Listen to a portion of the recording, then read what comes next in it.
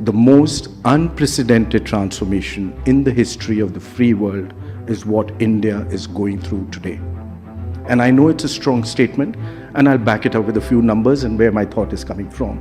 The total FDI I've received in my history from 1947 has been about $950 odd billion.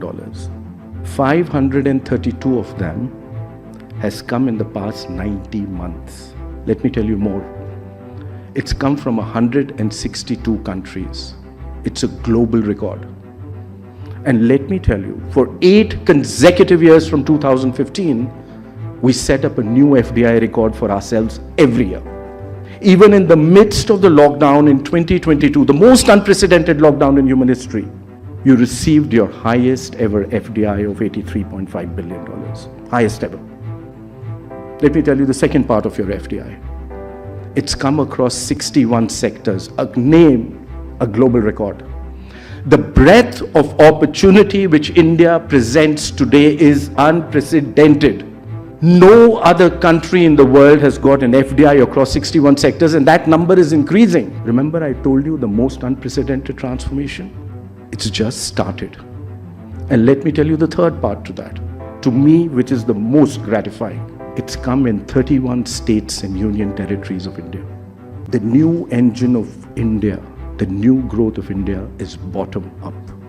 The new growth of India is not just the 7 big cities of this country, but every small little town, which for the first time in my history is a part of my entire growth process. Let me take you to a top block to that. I'm at GDP today of 3.5 trillion. The first trillion took me 67 years. The second trillion took me 8 years. The third trillion took me 5 years.